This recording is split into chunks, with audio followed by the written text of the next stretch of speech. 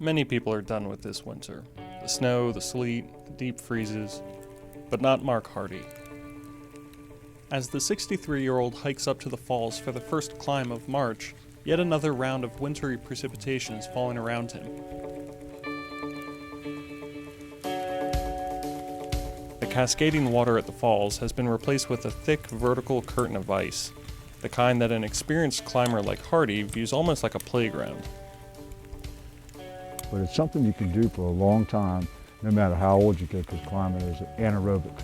You know what I mean? As long as you have good movement and good technique and everything else. I mean, certainly I was stronger when I was younger. You know, I could do harder stuff, but it's just like it's never left me. I love it, and I've done it all. I've climbed all over the country. You know, if I get away at a good time to do this, I'm a lucky man, you know. While rock climbing does come with its own challenges, ice climbing has a unique set of perils, not the least of which is the tenuous nature of ice. With ice, it's always changing. It's either bigger, smaller, depending upon the temperature. I mean, a good ice climber will get up early in the morning and go. When it's bullet hard, nothing's delaminating. You know, it's like bouldering on rock, just bouldering on ice. Living in Thurmont with his wife and teenage daughter, Hardie hasn't squandered these rare conditions. He estimates that he's been out climbing no less than 15 times this winter, some solo and some with friends. While it is not technically prohibited, park officials strongly advise against climbing at the falls, be it rock or ice. And out here, as long as it's been freezing for this month of February and March, it's a unique situation because you don't get it out here all the time.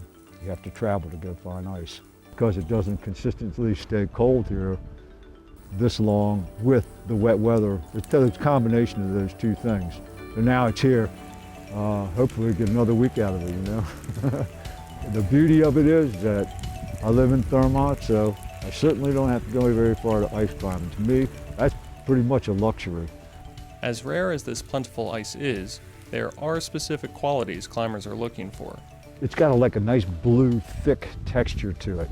You know, it's like that little wall. When you look at that little wall over there, it's kind of gray, it's beautiful, it's laminated to the rock, and it's like if you can touch it with the ice axe and it just starts coming off in pieces, it's not really adhered to the rock and it's kind of rotten. And I just like it when it's nice and thick. Like I say, when the temperatures warm up, it almost gets to the point where it's like taking an ice axe and sticking it right in a thick piece of plastic, and it makes a sound, it makes a thud, and it quivers like an arrow sticking into a target. And you just know that's good ice right there, and you want to climb on that. That's the deal.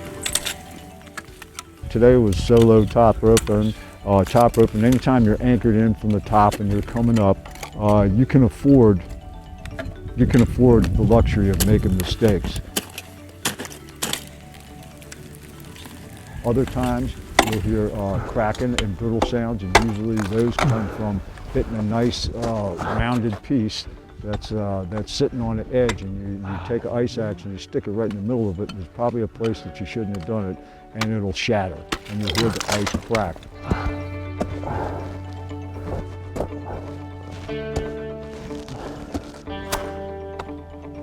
It's a wonderful sport.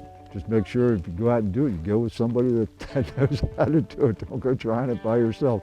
You'll wind up at the bottom of some icicle somewhere. You know?